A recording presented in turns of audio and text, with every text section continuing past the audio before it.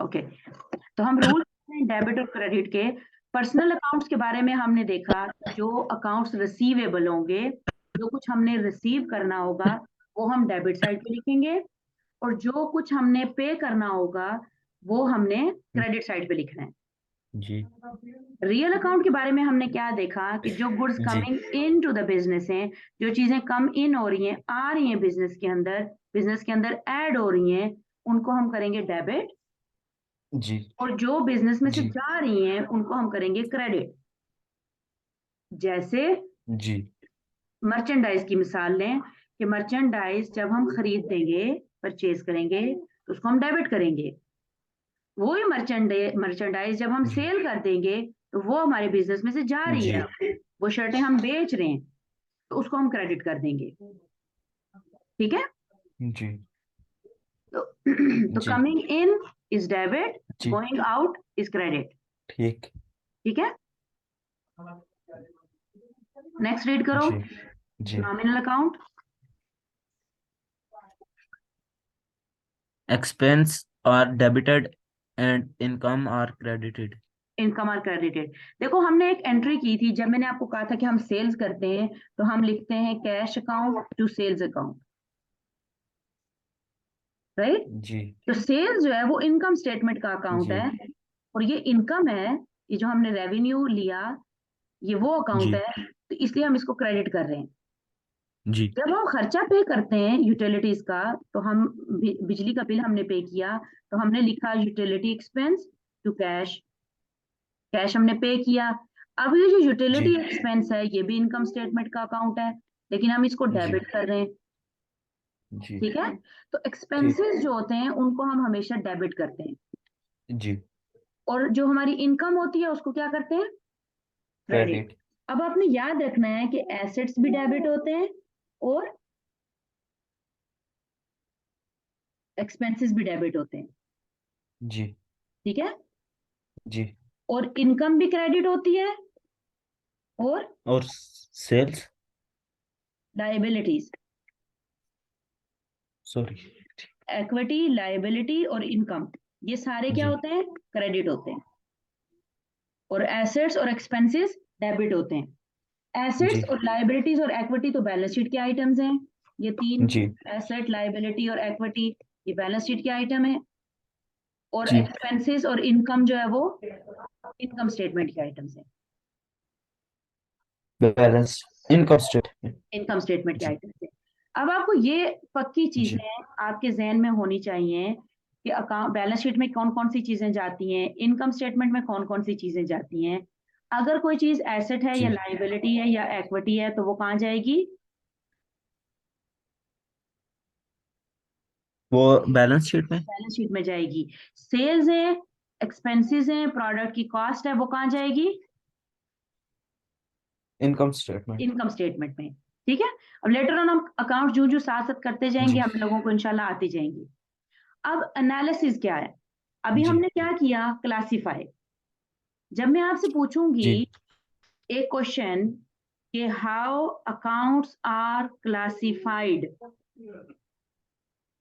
तो आपने मुझे क्या जी आंसर करना है, आपने मुझे कहना है कि accounts are classified in 3 ways. जी कौन कौन से 3 वेज हैं, personal account, nominal account and real account. Real account. ठीक है, नॉमिनल। नेक्स्ट स्टेप कर रहे हैं, जी एनालिसिस ऑफ अ ट्रांजैक्शन। किसी भी बिजनेस ट्रांजैक्शन को हम एनालाइज कैसे करते हैं, उसका तज्जिया करने से क्या मुराद है।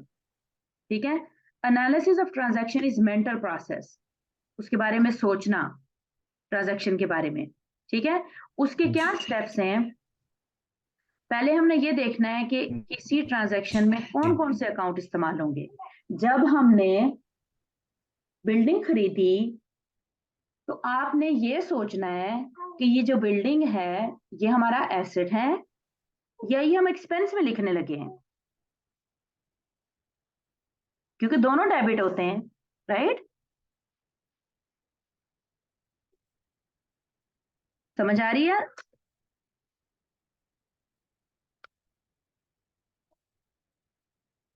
कि हमारे पास एक बिल्डिंग अकाउंट है जी जब आप बिल्डिंग खरीदते हो तो आपको क्या पता कि ये एसेट है या ये एक्सपेंस है?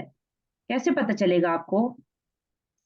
क्योंकि एसेट्स को भी हम डेबिट करते हैं और एक्सपेंसेस को भी हम डेबिट करते हैं। जी तो आपको कैसे पता चलेगा कि जी बिल्डिंग एसेट है या एक्सपेंस है?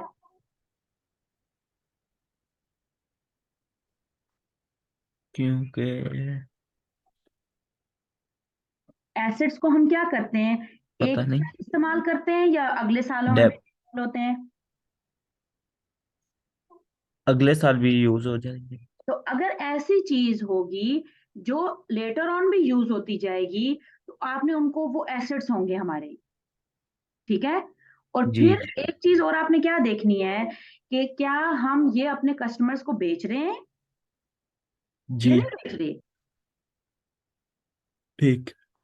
तो वो हमारे एसेट्स हो नहीं जाएंगे। बे नहीं बेच रहे। जी एक्सपेंसेस क्या होते हैं? एक्सपेंसेस जब आएंगे तो आपने ये देखना है कि क्या ये हमारा खर्चा है, इसी साल है, अगले साल डिफरेंट होगा, या अगले साल भी ये, बस हमने इस दफा बिल पे कर दिया तो अगले साल नहीं पे करना, या हमने जी एडवर्टाइजमेंट जो की, या हम लोगों ने जो स्टेशनरी खरीदी, ये हमारे एक्सपेंसेस हैं, या ये हमारे पास अगले साल भी जी ये चीजें रहेंगी। ठीक है। तो हम ये इस जी तरीके से जो हम अकाउंट्स को देखते हैं कि इसमें कौन कौन से अकाउंट इन्वॉल्व होंगे, पहला ये स्टेप है। स्टेप नंबर 2 क्या है कि हमने देखना है कि इन अकाउंट्स की नेचर क्या है। जी एसेट्स की नेचर क्या है? डेबिट। जब जी भी वो इंक्रीज होंगे तो क्या होंगे? डेबिट। जब भी एसेट जी डिक्रीज होंगे तो क्या होंगे? क्रेडिट। क्रेडिट। इसी तरह लाइबिलिटीज है तो हमने उनकी नेचर देखनी है। डिटर्मिनिंग द जी effects in terms of increase and decrease. और अब हमने ये जी देखना है कि ये जो अकाउंट है ये इंक्रीज जी हो रहा है या डिक्रीज हो रहा है। आप मुझे जी ये बताओ कि कैश कब इंक्रीज होता है बिजनेस के अंदर? जब हमें प्रॉफिट होता है। प्रॉफिट होता है तो कैश इंक्रीज होता है। और किस जी वजह से कैश इंक्रीज होता है? और जब मालिक पर कारोबार में पैसा डालेगा तो क्या होगा? Increase increase. Cash. Cash increase हो जाएगा। जब आप जी सेल्स करते हो तो क्या होता है? कैश आता है। कैश आता है। इन जब आप बैंक से जी जाकर लोन लेते हो तो क्या होता है? कैश आता है। कैश आता है। तो ये डिफरेंट वेज हैं जिनकी वजह से कैश क्या होता है बिजनेस के अंदर? इंक्रीज होता है। जी अब आप मुझे ये बता सकते हो कैश डिक्रीज क्यों होता है बिजनेस में से? कैश डिक्रीज जब हम पे करते हैं।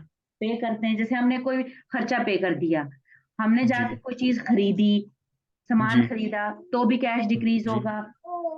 जी हमने बैंक की जो कर्जा लिया हुआ था वो जाके हमने वापस दे दिया, तो भी हमारा कैश डिक्रीज होगा। जी ठीक है। जी तो डिफरेंट जी वेज हैं इंक्रीज होने के भी और डिक्रीज होने के भी।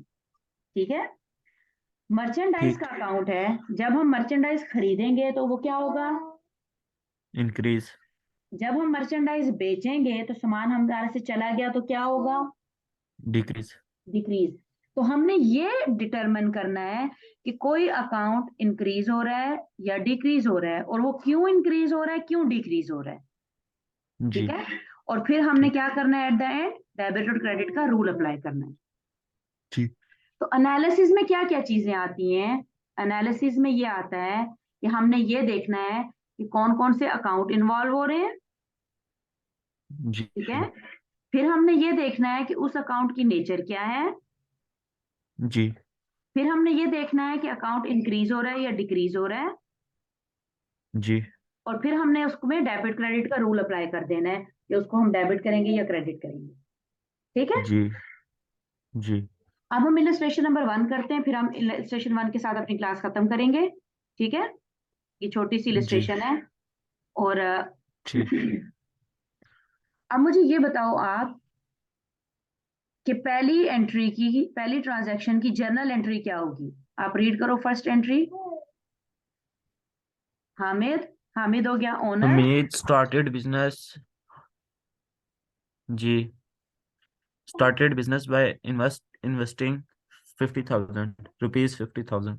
₹50,000। अब इसमें कौन कौन से अकाउंट जी इन्वॉल्व हैं? इसकी जर्नल एंट्री क्या होगी, पहले मुझे ये बताओ कि जब मालिक बिजनेस में पैसा लगाएगा तो उसकी जर्नल एंट्री क्या होगी? कैश और कैपिटल में कैश होगा इंक्रीज होगा और कैपिटल और इंक्रीज होगा, इंक्रीज।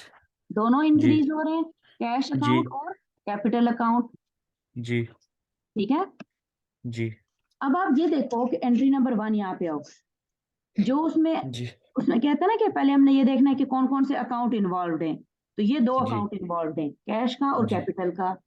जी ठीक है। हो सकता है कि 2 लोग मिलकर एक बिजनेस शुरू करें, तो फिर हमें कैपिटल के साथ जी नाम लिखना पड़ेगा, जैसे मैंने और आपने मिलकर एक बिजनेस स्टार्ट किया, जो हम शर्टें सेल कर रहे हैं वो हम दोनों मिलके कर रहे हैं। आपने भी जी बिजनेस में 50,000 रुपया लगाया, मैंने भी बिजनेस में 50,000 लगाया। तो जब हम कैपिटल लिखेंगे जी तो इसमें आपका भी नाम आएगा, मेरा नाम भी आएगा, ताकि पता चले कि आपने कितना पैसा लगाया, ठीक मैंने कितना पैसा लगाया। ठीक है। जी अब ठीक क्लासिफिकेशन है क्या है? कैश अकाउंट क्या है? वो एसेट अकाउंट है। जी और कैपिटल अकाउंट क्या है? प्रोप्राइटरशिप अकाउंट है, या हम इसको कहते हैं कि ये इक्विटी अकाउंट है। जी ठीक है। जब जी मालिक ने पैसा दिया तो कैश इंक्रीज हुआ या डिक्रीज हुआ? इंक्रीज। इंक्रीज हुआ। जब कैश इंक्रीज होगा तो उसको हम क्या करते हैं? डेबिट। डेबिट। अब देखो, आपको ये जर्नल एंट्री आती है ना, जी तो आपके लिए ये सारा कुछ आसान हो गया ना। जी जी अब कैपिटल अकाउंट है, वो इंक्रीज हुआ या डिक्रीज हुआ? इंक्रीज। इंक्रीज हुआ। जब भी मालिक बिजनेस में पैसा डालेगा तो कैश इंक्रीज होगा, कैपिटल इंक्रीज होगा। तो कैपिटल क्या जी हुआ, डेबिट हुआ या क्रेडिट हुआ? क्रेडिट। क्रेडिट हुआ, क्योंकि इसकी क्रेडिट नेचर है। हमने लर्न किया था जी कि बैलेंस शीट में लायबिलिटीज और इक्विटी जब भी इंक्रीज होती है तो हम उसको क्रेडिट करते हैं, जी और एसेट्स जब भी इंक्रीज होंगे तो हम उनको जी डेबिट करते डेबिट। हैं। ठीक जी है। जी एंट्री नंबर 2 बोलो। एंट्री नंबर 2 क्या है? Purchase merchandise for cash ₹20,000। 20,000। अब इसमें कौन कौन से अकाउंट यूज होंगे? अकाउंट। एक सेकंड, परचेज किया एसेट साइड पे। परचेज किया, परचेज अकाउंट इस्तेमाल हुआ, या जी मर्चेंडाइज अकाउंट इस्तेमाल हुआ, और हमने पे किया कैश। कैश। जी ठीक है। तो हमने जब कैश जी पे किया तो जी परचेज खरीदी ना हम लोगों ने, तो आप यहाँ जी पे जी लिख सकते हो मर्चेंडाइज टू कैश भी लिख सकते हो, परचेज टू कैश भी लिख सकते हो। जी ठीक है। जी तो हमने अब कोई चीज खरीदी है, हमारे जी बिजनेस में इन्वेंट्री आई है, तो हमने जी एसेट को डेबिट किया, इंक्रीज जी हुआ। और कैश जी हम लोगों ने पे किया, कैश इज जी going out of the business, इसलिए हम जी लोगों ने इसको क्रेडिट कर दिया, जी क्योंकि कैश हमारे बिजनेस में से डिक्रीज हो रहा है।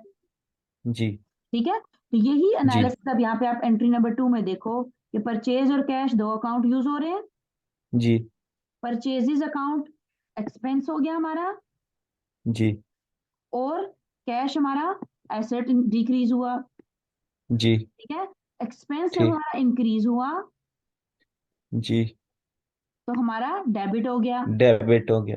जी ठीक है। और जी एसेट जब हमने कैश पे किया तो क्या हो गया? क्रेडिट हो गया। डिक्रीज। ठीक है। जी अब हम नेक्स्ट एंट्री पे चलते हैं। नेक्स्ट एंट्री क्या है? सोल्ड बिल्डिंग टू स्लीम है ऑन क्रेडिट फॉर ₹50,000। ठीक है। हम लोगों ने बिल्डिंग बेची है। जी हमने बिल्डिंग कितने की बेची है? 50,000। 50,000 की। जब हमने बिल्डिंग बेची तो बिल्डिंग डेबिट जी होगी या क्रेडिट होगी? Building debit. Credit credit. Credit. क्यों क्रेडिट होगी? क्योंकि वो डिक्रीज हुई है। डिक्रीज हुई है।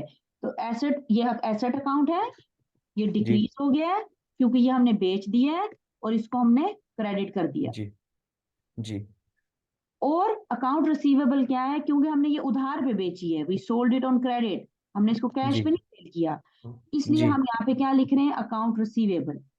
जी वो एसेट साइड पे आएगा, और वो जी इंक्रीज हो रहा है बिजनेस में, और डेबिट जी होगा। जी ठीक है। ठीक। एंट्री नंबर 4 देखो क्या है?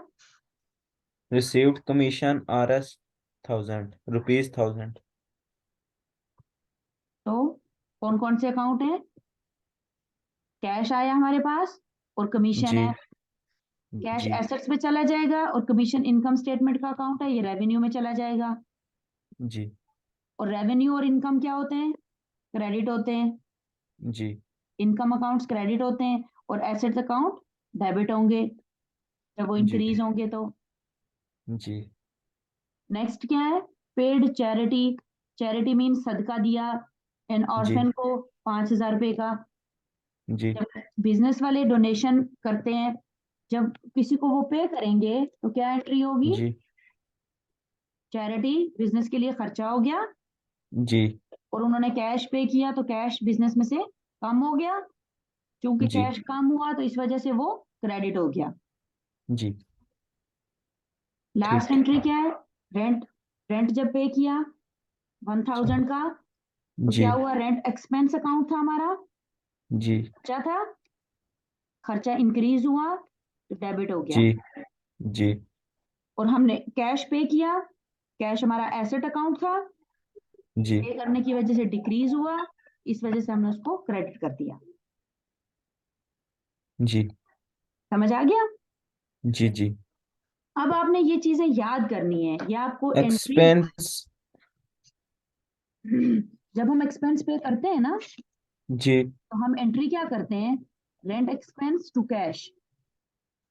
जी जो हमारी जनरल एंट्री होती है वो होती है रेंट एक्सपेंस टू कैश।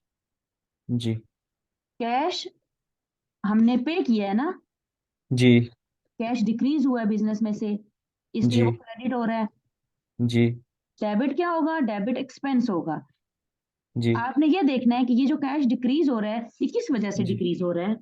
जी वो वजह जो है ठीक ना वो आपने डेबिट साइड पे लिखनी है। अगर यही कैश डिक्रीज होता प्रोडक्ट परचेज करने की वजह से, इन्वेंट्री खरीदने की वजह से, या हमने जी कोई एसेट खरीदा था, जैसे हमने बिल्डिंग खरीदी, जी ठीक है, और हमने यही जी कैश पे किया, तो आपने जी यहाँ पे ये कैश की इसे क्रेडिट क्रेडिट तो किया, लेकिन जी डेबिट में बिल्डिंग आई क्योंकि बिल्डिंग की वजह से पे किया है।